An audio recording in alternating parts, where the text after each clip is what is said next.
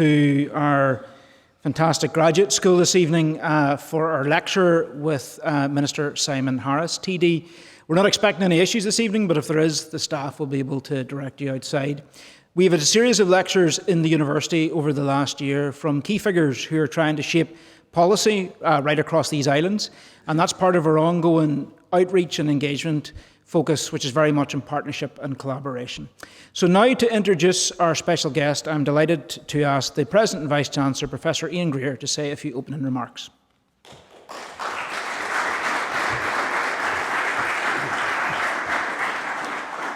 Oh, thank you, Ryan, and welcome, Minister. It really is a great pleasure to have you here in Belfast in the beautiful surroundings of our graduate school. It's a great pleasure because the Minister has been a fantastic friend of our sector, the university sector, across the whole of this island, and he's already made a substantial impact through his own initiatives and those of his government. Collaboration and partnership have been absolutely key to me since I arrived here in Belfast some years ago. It's a key part of our strategy going forward. It's also really important because it delivers for Northern Ireland, indeed it delivers for this island. And we've got a responsibility, if you will, as an anchor institution, to put Northern Ireland and this island first with what we do. Now, some people might say, well, Vice-Chancellor, that's all very well, but how do you put the best interests of the university first in that case? But the fact is the best interests of the university are in the best interests of Northern Ireland and this island. Because through excellence in research and excellence in teaching and learning, we can make a real contribution to the economy, to the society. But it's really important that we do it in partnership and collaboration, and I know that resonates with the Minister's view.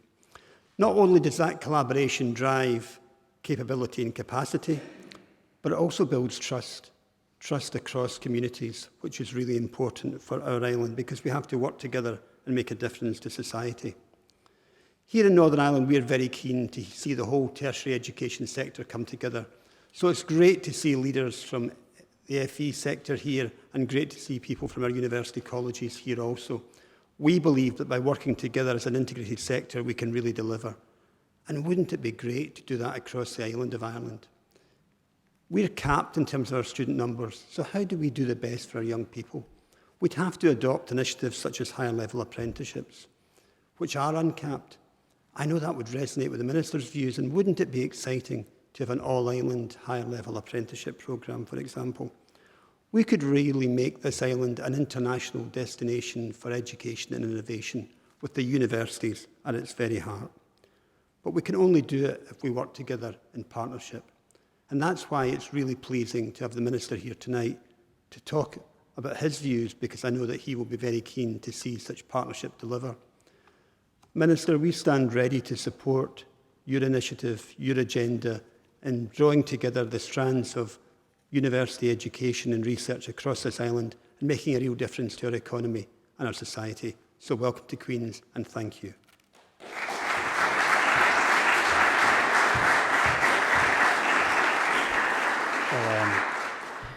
Thank you so much, Professor Greer. It's great to see you again. It's great to be back here again, back in Queen's and back in Belfast. And I want to thank you, Ian, for your own leadership. I want to thank you for your engagement and that of your team with the government in Ireland, right across all of the universities, north and south, and your willingness and your desire that we cooperate in the mutual interest of all of our people and in the mutual interests of our higher education systems. So it's great to be back.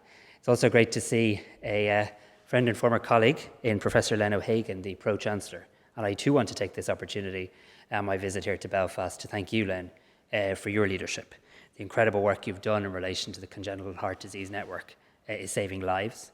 But not only is it saving lives, I think it's showing what we can do as a people when we're willing to forge future pathways together, when we're willing not to be stymied by emblems or sometimes by politics, but actually willing to just find practical solutions in the interest of the lives of the people on this island. I want to thank you, Len, for all of your work.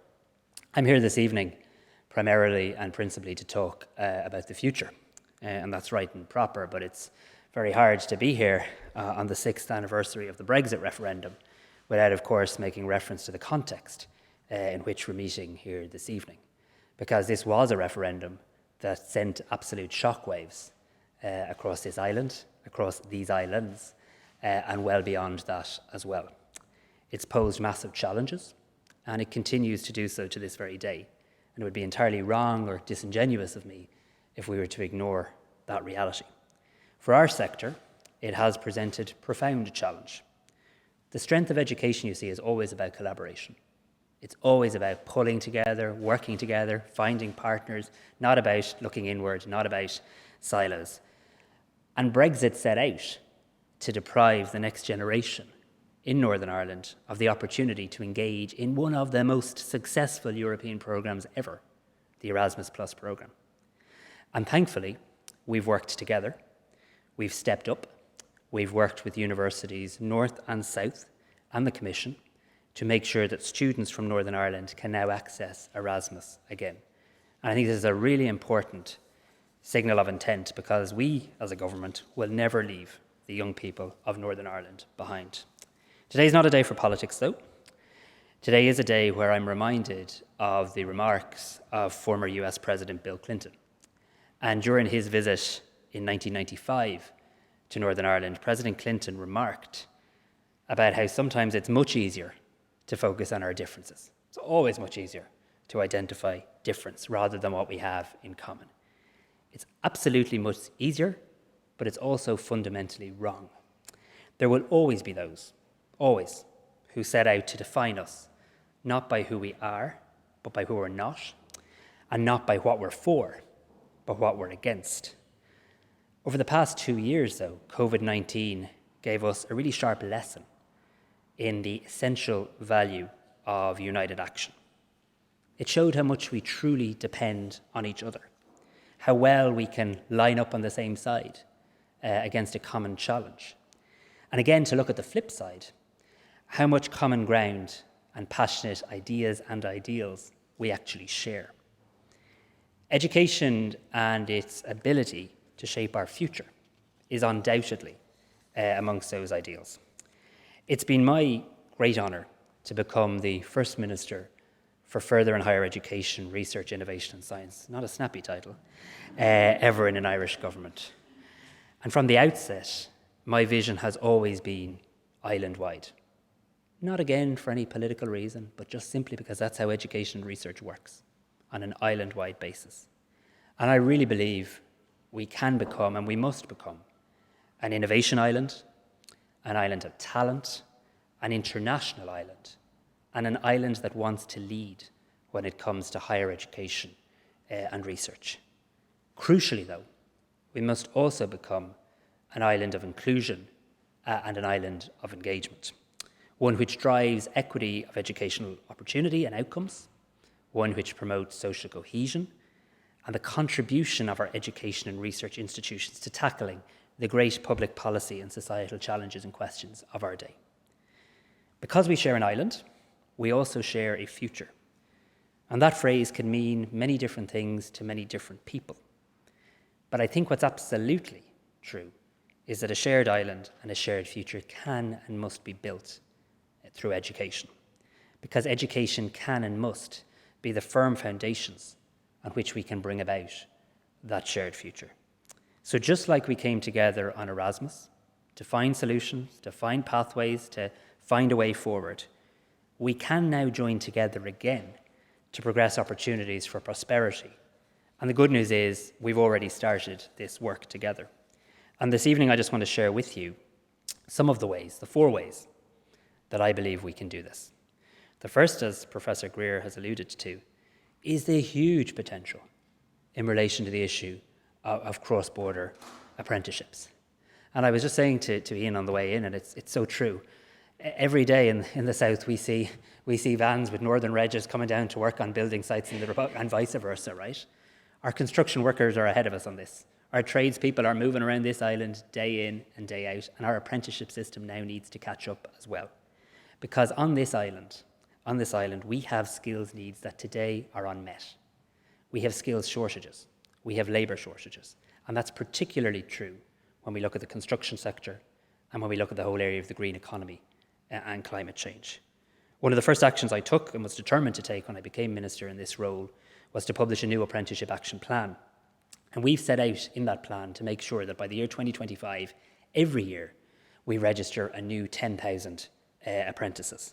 I'm pleased to say we're well on track to meet that. We had our highest number of apprentices registered ever last year. And in fact, I think we're going to exceed the target. We're asking the public sector to step up and provide more public sector apprenticeships as well. And I'm particularly pleased to say this evening that the development of a cross-border apprenticeship programme is a key commitment under that action plan. Shortly, we're going to launch a new funding call for Peace Plus, and collaboration on cross-border apprenticeships will be a part of that funding call. I'm also pleased to say that the work we've done together so far has identified the construction area as an area where we can and will collaborate on developing apprenticeship programmes during the course of 2023. And in 2023, next year, we will set about trying to align our apprenticeship programmes so that we can bring about a cross-border, all-island approach to meeting the skills needs of our construction industry. The second area where I think there's huge opportunity to work together is the technological university agenda and the synergies that that brings about, particularly, though not exclusively, particularly to the Northwest region. I want to thank you here, I want to thank people in Northern Ireland for the support that's already been provided to the latest technological university in this area, the Atlantic Technological University. These new technological universities have a major role to play in higher education on this island. They have their own mission. That mission is different to that of a traditional university. But I do genuinely believe that in time it will be seen as one of the most transformative developments taking place in Ireland at this time. On foot of these TUs, I challenge you to watch our regions grow, see students who previously were compelled to only see universities as linked with a trip to the big city, watch them now having an opportunity to settle, to study, and to thrive in their hometown, and also follow the skills development and the employers who will seek to grow their businesses adjacent to these new technological universities. I'm pleased to say that the Atlantic Technological University will now work to develop links with the McGee campus of UU in Derry, and we as a government will advance our solemn commitments under New Decade, New Approach. My department has been working with the University of Ulster in relation to this, and we won't be found wanting when we come to making sure that the city of Derry is not left behind when it comes to the provision of third-level education. And here in Queen's, and we've had conversations in relation to this, Professor Greer, we're eager to also find opportunities to collaborate, opportunities that provide our students with those mobility chances that the President of the Students' Union and I discussed a few moments ago. The third area that I think there's huge scope for collaboration on, and in fact an absolute necessity to collaborate on, is the issue of medical training. This is an issue you can't have been a former health minister and not feel passionate about this issue. I feel very passionate about it. It's an issue close to my heart. We need to train more people to work in our health service, and then we need to put in place the pathways to make sure they want to continue working in our health service once they have trained to do so. Everybody here, everybody in the south, everybody in the island, everybody around the world knows the pressures that are on modern health services. And we know that we need more people working in those health services, and we know we need to train the best and the brightest to do that. An island where we meet the health needs of all of our people is absolutely essential to our success. So again, I'm pleased this evening to confirm that from next year, we will work with universities like Queen's here and others to help train more doctors across the island of Ireland. So move beyond this focus on what part of the island you live on and actually have the conversation about what is the medical workforce need of the people of this island and how can we use all our firepower right across the island to meet that need. And I'm really excited about that development next year. I think it could be a very, very significant moment for both our health services and for the well-being of people on the island of Ireland. It's going to solidify the great links, the links that Len knows about, the links that many of you know about that already exist between our health services and between professionals within those health services, and the links that we already have between our education systems as well. And the fourth area I want to mention this evening in relation to collaboration and opportunity to do more together in the interests of all of our people is the area of all-island research centres. Everyone knows the challenges that we're facing. Everyone knows that the challenges we face on this island mirror the challenges faced right across the globe. And if anyone ever doubted the power of science, the power of research, we only have to look at how our vaccine programs developed, how how they were implemented at unprecedented speed, and how they helped save us from the worst ravages of a global pandemic and a novel virus. As occurred with COVID, I believe that the higher education sector must and will play a key role in meeting the challenges facing the world, especially when it comes to facing the existential crisis that is the climate emergency. And as we look to rebuild and perhaps look forward post-pandemic, education and research are more important than ever before. Through the Shared Island Fund, the Irish government has already delivered a major new €40 million North-South research programme, and this is underway. I must say we were overwhelmed by the volume of applications we received and the quality of applications that we received. And this is powerful. It's researcher to researcher. It's university to university, partnering to find solutions for our changing world. It's generously sharing and wanting to share and wanting to work with others to come up with those solutions. And in a practical sense, it means here in this wonderful university, you'll be working with colleagues in University College Dublin to examine the area of precision cancer medicine and how we can do more there. It means here in Queen's, you'll be working with colleagues and counterparts in University College Cork on the impact of prisoner-university partnerships, north and south. These are tangible examples of the difference that research can and will make to the people on this island. And together it will help enhance the island's reputation as an island of innovation and research excellence. In doing all this, we're also building capacity in areas of common priority for both jurisdictions. And now together we need to take the next step, because the next step has to be the establishment of all island research centres. And again, I don't intend to get into care too much, quite frankly, about the debate about what you call them or what emblem you put on the front door. Who cares? This is about working together, north, south, and east, west, to come up with solutions to some of the big challenges we face. And we look forward to working with colleagues here, colleagues across the higher education and research sector in Northern Ireland, to develop and roll out all island research centres where we can empower and fund the best and the brightest to work together on an all island or all islands basis to find solutions.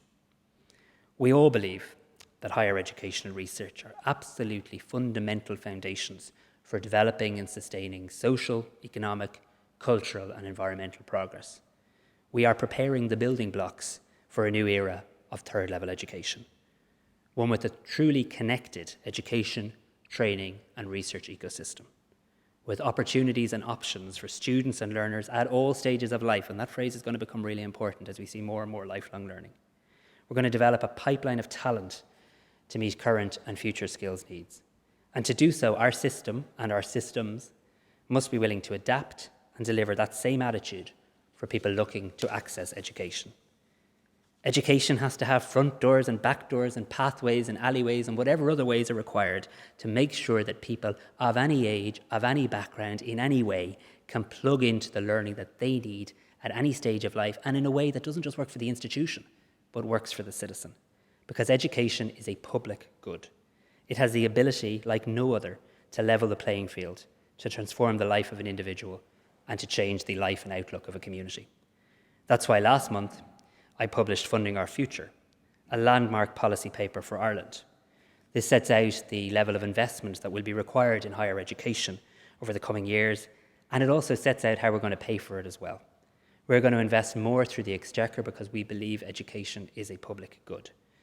But our plan is about more than that. It's about access. It's about ensuring that everyone has the same opportunity to access higher education. And it's also about not just talking about higher education in isolation, but talking about all of the third level system, talking about further education, talking about higher education, talking about apprenticeships, and perhaps trying to aggressively abandon what may have been the snobby and narrow attitudes that can sometimes develop in relation to alternative pathways to an outcome, a career, and a qualification. The potential for this 21st century reform agenda can be seen through what we've already achieved as a country when we take higher education and research seriously. I'm lucky to lead a department for further and higher education in a country that has one of the most highly educated workforces in the world. Around 2/3 of our population attend higher education. The vast majority of our population now finish second level and obtain a third level education. Our second level education system is firmly established as a common good, as a driver of social and economic progress. And now the time has come for the third level system to take its place as a bedrock when it comes to future prosperity. But we cannot do it alone. Many of the priorities and the challenges we face are shared, and that's why collaboration and partnership across the island on the big issues simply makes sense. The challenges that are confronting us every single day, and we in this sector are in a unique position to work together to address them, but not in silos. It has to be together. We're so well placed to work together because between us, together, we have the scale and structure of education, we have the deep professional and societal connections, and we have an already strong tradition of cooperation. It is in the interest of all of us, North and South, to ensure that every young person and every person on the island of Ireland has access to the best possible education opportunity. This is vital, not only to shared economic prosperity, it's much more important than that. It is vital to underpinning peace on this island. What's coming our way in terms of change in the world, we can't even begin to imagine. It's hard to even get your head around it sometimes. But what we can be certain, what we do know to be true, is that there are changes to how the world is organised. There are new models for our economies and our societies already in train. And this room, and those you represent and those you work with, are well placed to respond to these changes. And change can't just be seen as a negative. Humans, sometimes we don't like change. Change can make us all feel a little bit nervous. But change is something that can be rooted in hope. Because together we've weathered change before, and change is going to happen whether we like it or not. So we need to try and look at how we can triumph in the face of that change. How we respond to this age of transformation will define our futures. And obviously this matters most to our young people. Over 1 million people in Northern Ireland have been born since the Good Friday Agreement was signed. I myself was an 11-year-old at the time, but it's a clear and vivid memory for me and for my generation. The political leaders of the Good Friday Agreement showed courage, showed vision, showed determination to build a better future for all people on the island of Ireland. We can never forget that, nor can we ever take peace for granted. And my generation of political leaders, North, South, East, West, must build on that courage and must never shirk it. We must take on the massive challenges that we face. I know when Hillary Rodham Clinton set out in her inaugural address as the Chancellor of this wonderful university, she said that divisiveness, disinformation, and disintegration pose a real and present danger to our future. Those three words, they're the dangers. They're the dangers that we face today, the dangers that my generation face. But the good news is our education system has an ability to overcome them. We can unify, we can inform, we can integrate. The education sector is about looking forward, not backwards, inspiring, not offending, finding solutions, not just easily and lazily diagnosing the problems. We have the ability to energize whilst others wish to paralyze. And I believe these are ingredients. They're ingredients and values that my generation is looking for and quite simply, quite frankly, quite honestly, is yearning for. They're the elements that will ensure a positive, solution-based future. And they're the manifesto, if you will, that will ensure your students, your graduates, can enter the world with confidence and hope. We all only pass through this world, no matter how young or old. We're duty-bound to safeguard and enhance it for the next generation. And those of us working in or advocating for higher education have the most precious gift in our hands, the future. That's why we've embarked on this significant program of reform. That's why we're determined to grow talent, to develop a skills pipeline, to support research, and to work together. And that's why the focus of my reforms and government investment is to empower every single person, regardless of background, to reach their full potential. The relationships between our higher education institutions through Universities Ireland and through bilateral collaborations is already very strong. We can never be complacent. We've got to do a lot more and we've got to keep it going. So my appeal tonight is let's work together to enhance cooperation. Let's work together to deliver on the 4 items I've outlined and much more. Because if we can make this happen, this small island will be a remarkable beacon of talent and opportunity. And quite frankly, we have a responsibility to do this. Only by working together can we ensure the new generation that you educate in halls like this and in rooms like this right across this island can face the future with confidence and hope. And I want to just say this. Hope isn't some vague, woolly, political concept. It's actually much more concrete than that. Hope is a belief system. Hope is a way of living. Hope is a way of leading. And indeed, as your former student Heaney said, it's something rooted in conviction that there is a good worth working for. Thank you very much.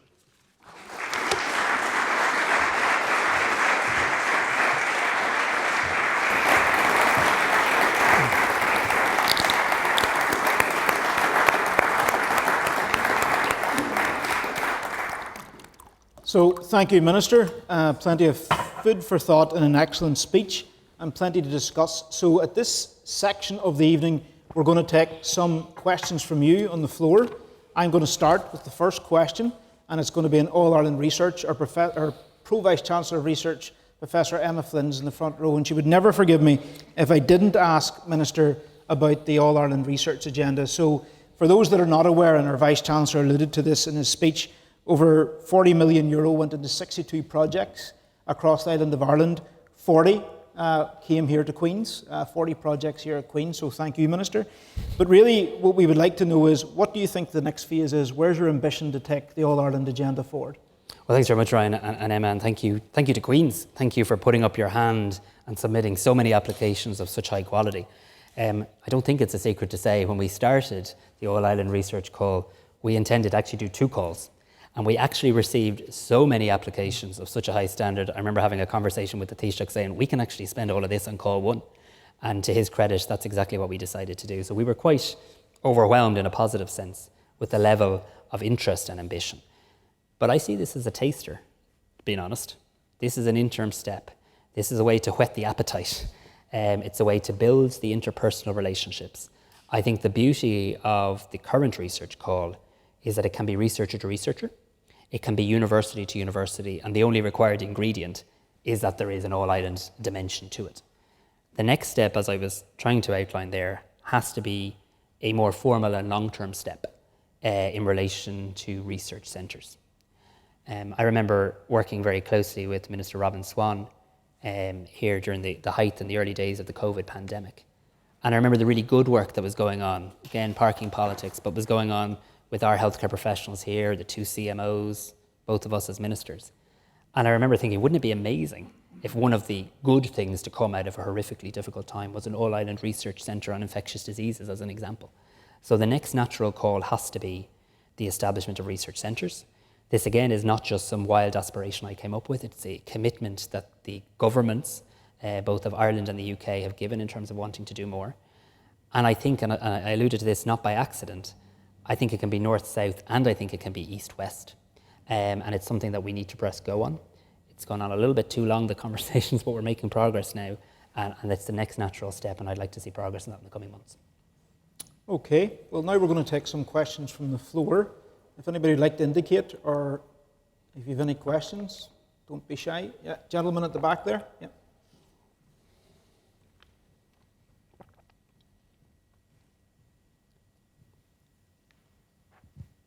Hi, Minister. Thanks for the talk. I know you no longer have the dubious honour of being a Minister for Health, but I was just going to ask you a question about that. You touched on the collaboration with Robin Swan in the early days of the pandemic.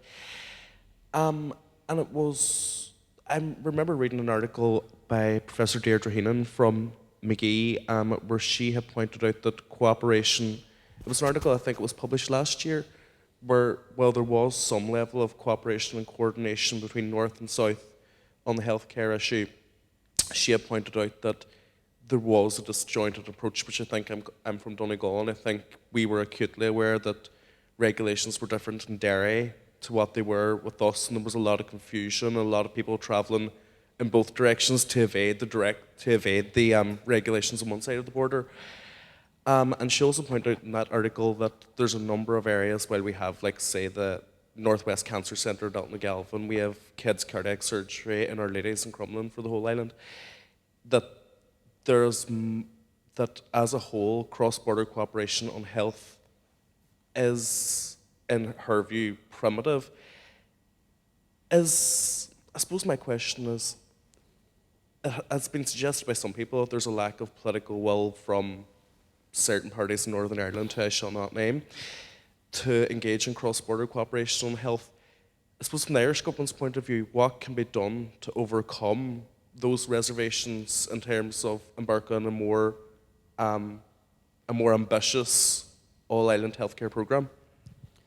Yeah, look, I think it's a brilliant question, and there's no two ways about it. It would be beyond disingenuous to suggest that there weren't moments in the COVID pandemic, and I know COVID's not gone, by the way, but there were moments at the height of the COVID pandemic when, I'm sure if you were living in Donegal and you were seeing one set of regulations and a very different one across the border in either, and that's not a judgment call, in either direction, you didn't need to be a medical professional to work out COVID didn't care too much about the political history of this island.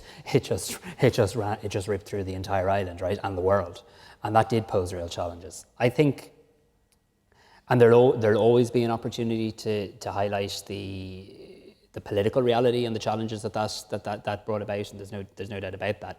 What we were genuinely trying to do in the background and at doctor to doctor level, CMO level to CMO level, sometimes minister to minister, was to try and work out a way forward where at least if things weren't fully aligned, at least we didn't surprise each other. At least we tried to, and I'm sure there were times this didn't work. This was a pandemic and we were all learning as we went, but tried to give people the heads up on, well, actually the Irish government's going to be reviewing its regulations on Thursday so that the Northern Ireland executive wasn't surprised, etc. There were many meetings I used to attend in my time as health minister with the Northern Ireland Secretary of State, the then First Minister, Deputy First Minister, Minister for Health, and the like. So there was kind of a constant effort to keep the lines of communication open, notwithstanding the political realities. But I think the second part of your question is so right. I mean, and it's kind of what the approach I'm trying to take to education here, and it's the approach that our Taoiseach is taking to the island of Ireland.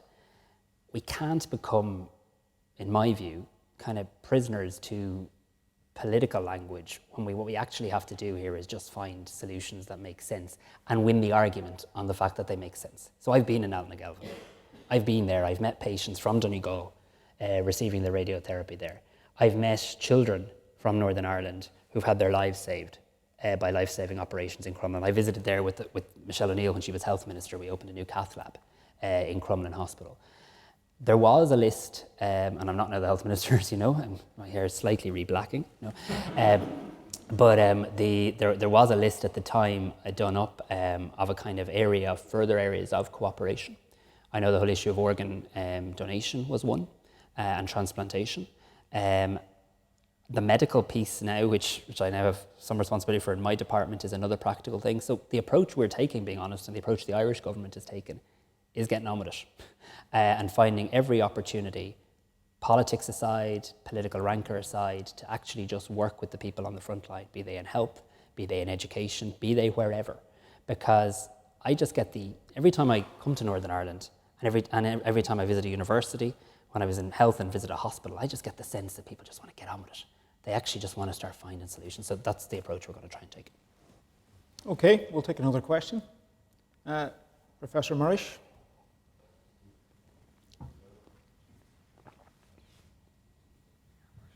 Thanks very much. Hello, Minister. Thanks for your speech. Murish McCorrick, I'm Professor of Politics and Public Policy here in Queen's. And actually, it was in the public policy end of things when I read the Impact 2030 strategy. It's great. I mean, it's really exciting, and you've outlined some of the things there.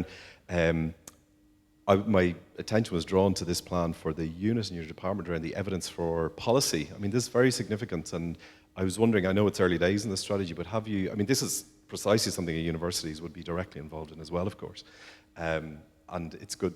I mean, most countries are moving away from that chief scientific officer as the single point of contact. I was just wondering, have you had much thought about how these structures are going to be rolled out across government? And just to put up a call for, it's not just going to be the hard sciences, is it? It's going to be other types of sciences as well involved. Thanks. Thank you, Professor. No, I'm really grateful for the question. So firstly, it's going to be all science, and we got to move beyond, and Impact 2030 does very clearly move beyond kind of separating or talking in distinct terms about one form versus the other. In fact, legislation that I'll bring forward next year, a research bill, will set up one singular funding agency for all research and all science, recognising that the challenges I was talking about in my remarks don't silo themselves in terms of discipline. I always use the vaccine as an example. We needed virologists to develop it. We needed behavioural scientists to persuade people why to use it. Climate action, we need science to help us reduce the emissions. We're going to need others to help us with just transition. There's just 2 examples. So very much all of science, absolutely.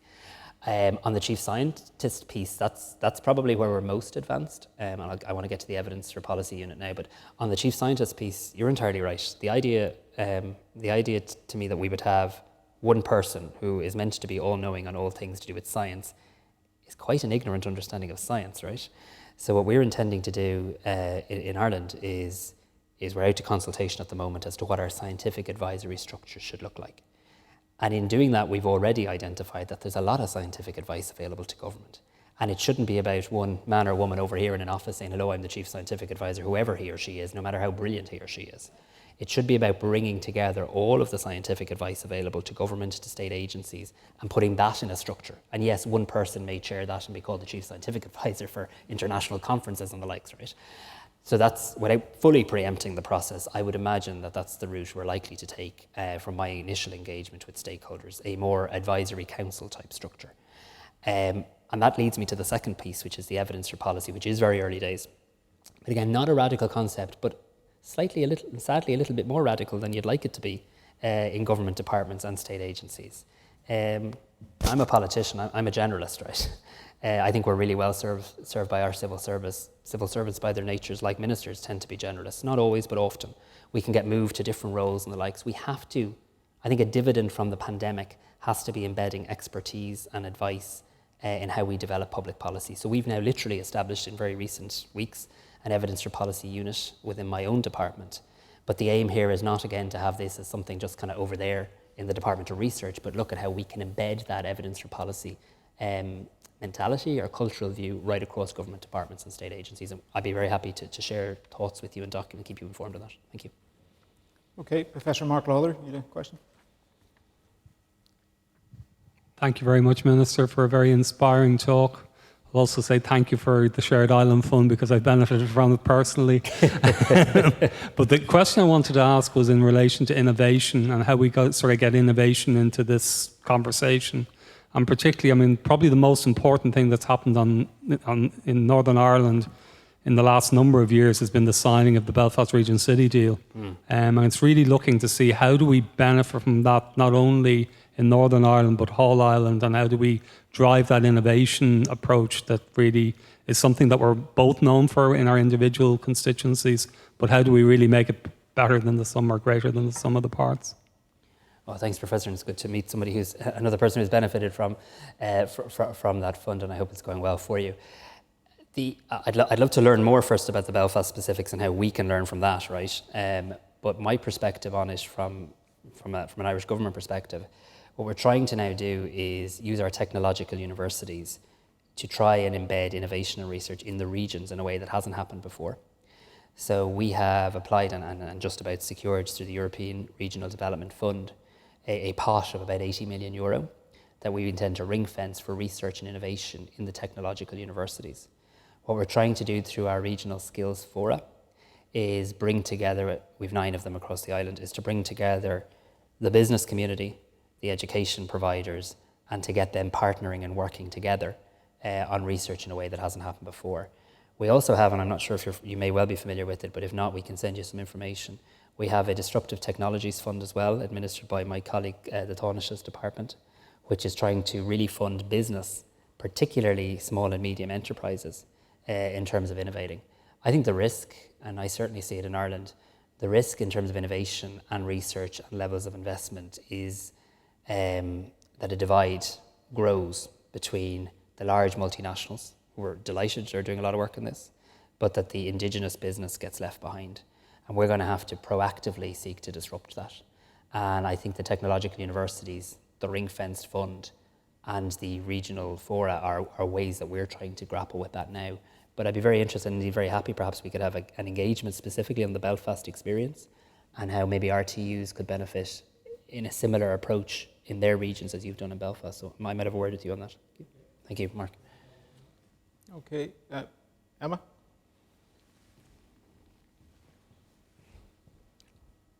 Thank you very much. So first of all, I just want to thank you as well for the shared island and your persistence in it. And also it's delightful to hear about phase 2, which will be an islands fund, thinking east-west as well as north-south. Yes. So I'm not actually going to ask a question. I'm going to make a pitch that you can see as a question, which is for phase 3, why don't we go global for world domination? And essentially thinking about how we can build up our connections that we have and the really special relationship that we have with the US. To be thinking about how we address these global challenges, whether they're health, sustainability, inequalities, to be thinking about how we can build up the potential that we have within our research and innovation to go beyond the islands and into other areas as well globally. That's great. I've never been known to be under-ambitious, but now you've hit me with that one.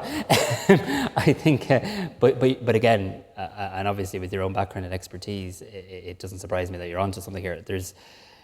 We've identified this as well. So there's huge opportunity at a European level through Horizon Europe. Ireland's doing well out of Horizon Europe. Ireland really wants to see, without getting into it, hopefully the UK can get itself to a position where it's issues move on and the UK can begin to access Horizon Europe. But equally, on the other side of the Atlantic, there are massive opportunities in relation to the United States and indeed the Americas. You know, I was talking to counterparts in Canada very recently just about similar issues. Where our head is at is I have this idea of trying to put boots on the ground in the US to further forge links. We have what we call the Ireland House model, where we base ambassadors, representatives of the IDA, our Foreign Direct Investment Agency, representatives of Enterprise Ireland who support Irish businesses abroad. But we don't ever, with the exception of one pilot, we don't ever actually put a representative of Science Foundation Ireland or the university sector on the ground. And a proposal I'd love to talk to Universities Ireland about is there a way of us coming together to actually identify a number of key markets beyond those closest to us, a number of key markets where we believe there would be value in actually having representation on the ground to begin to explore and develop in real time those links. And I think we certainly won't roll that out as a phase 3. So I'd love to have that conversation. Louise. Thank you very much indeed. Thank you, Minister, and really delighted to hear from you this evening. My name is Louise Ward-Hunter. I'm the principal of Belfast Met, which is one of our further education colleges, one of the 6 in Northern Ireland. So I was intrigued by your conviction around and a compelling vision around integration and the necessary collaboration that is in there. I'm part, along with some clearly others in the room, we're part of a tertiary education forum. And I think building this language around a further and higher education and skills ecosystem is something that we talk about. Given your experiences, and we're seeking really to bank the lessons that we've learned through the pandemic and the needs must of collaboration around that, what thoughts or insights might you share around how we can galvanise and accelerate that commitment to acceleration? Because I think really for us, it absolutely is putting the needs of learner at the heart and also being responsive, as I sit beside my colleague here, to the needs of business. Thank you. Well, thank you, Louise. I was going to say, get comfortable in your chair. So this is one of my favourite pet topics, so I won't, don't indulge me too much on this, but I think it's one of the most important things we need to get right. And I accept that our jurisdictions probably differ a little on this, so excuse me if some things that I say aren't directly applicable. But we have created skills shortages, certainly in Ireland, not by accident, but by design. The design might be by accident, but the systems that we've designed have resulted in massive labour shortages, massive skills shortages, particularly in construction is the most obvious current area because of the housing crisis. We estimate we need about 51,000 more people working in the trades if we're to meet our housing targets and our climate retrofitting targets by 2030. 51,000 more people. It's done more than that, though, and more significantly than that. I think it's caused massive mental health pressure, well-being pressure, stress and anxiety for young people, because we culturally, in my view, certainly in Ireland, have narrowed the conversation about third level options post-school. So we have this CAO system, and you know it, you have the UCAS system, we have the CAO system, and therefore culturally the conversation has all been, what are you putting on the CAO? Not what do you want to do with the rest of your life? Not what are you most passionate about? What makes it easier to get out of bed on a rainy Monday morning? That conversation nearly seems secondary or incidental sometimes in the conversations that, and I'm certainly not blaming the parents of Ireland, but the mums and dads of Ireland are having with their kids because of the system we have allowed to be developed. So we need to get to a point where the conversation is, what do you want to do with your life? What are you passionate about? And here are the different ways of getting there. For us, what that means is taking our very active and really good further education and training system and bringing it much closer in terms of alignment to our higher education system. We're going to use our funding leverage that we now have with our extra investment we're making. It's one of our key pillars of reform. I think it has to be about things like joint programs. So that you didn't just do a year in further education because you didn't get the points, in our case, in your leaving cert. You did a year in further education and that year mattered and that year counted because it's a joint program, and therefore you had accelerated pathway into the university if that's what you wished to do. I think it also has to be about it's driving me crazy at the moment that if you do a nursing post-leaving cert course in Ireland, you're not guaranteed, and even if you get the best marks, even if you get a distinction, you're not guaranteed a degree place on the nursing degree. And some are coming here actually, many are going to Scotland, many are going to parts of the UK. So making sure that there are more ring-fenced places or pathways outside of the traditional CAO model is one. And then I think the apprenticeship piece is another really interesting piece where it is ripe, it's just ripe for joint program design. So I just think we have to move away. Sometimes I don't know whether these are the right words or not, but we do have this snobby elitist view sometimes around education. And this is not something that any university should feel threatened by. This isn't about kind of robbing anybody's students or anything like that. With the demographic bulge that we have coming, we're going to have more students than ever before. Nobody will have a shortage of students. It's about making sure that the citizen ends up in the right place at the right time in a way that works for them. And I do detect, certainly in Ireland, I detect a real appetite for this. I don't detect resistance. People want support though, they need funding, we need to build relationships. But that's where we want to go. So a unified tertiary education system where the learner, in this case the 18-year-old, sees all of their options, but also the lifelong learning piece. Somebody who went to higher education, maybe got their degree, may need to actually get a piece of lifelong learning that they can access in further education. So it's not just one, it's not one directional. And I think there's huge opportunities for FET in the context of lifelong learning too, but I could probably learn a lot from you on this, but there's some of my initial thoughts.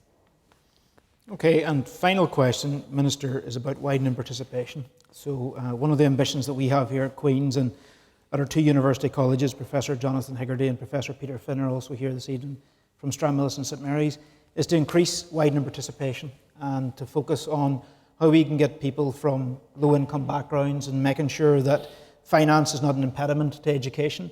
So can you maybe give us some ideas about how you're going to tackle this in terms of your remit in the South?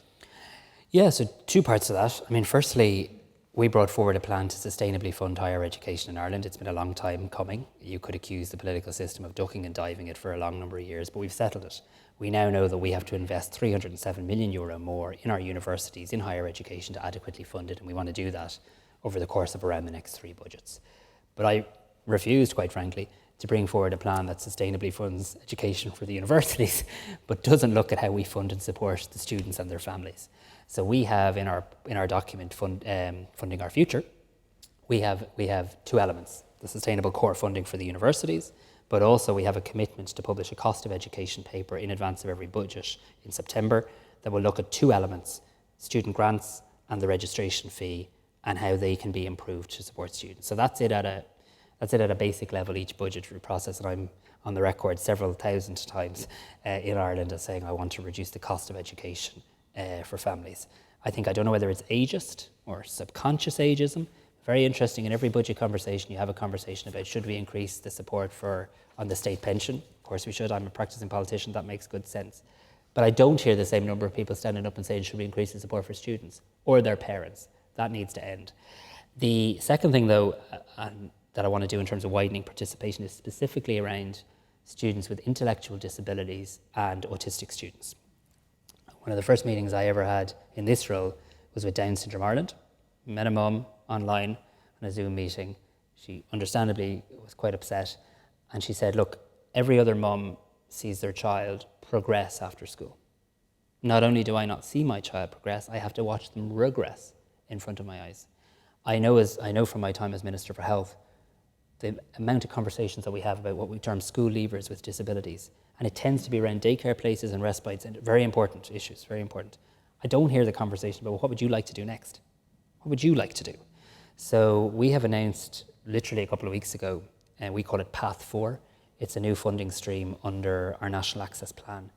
And it's going to invest €12 million between now and over the next 3 years in pathways and programs for people with intellectual disabilities.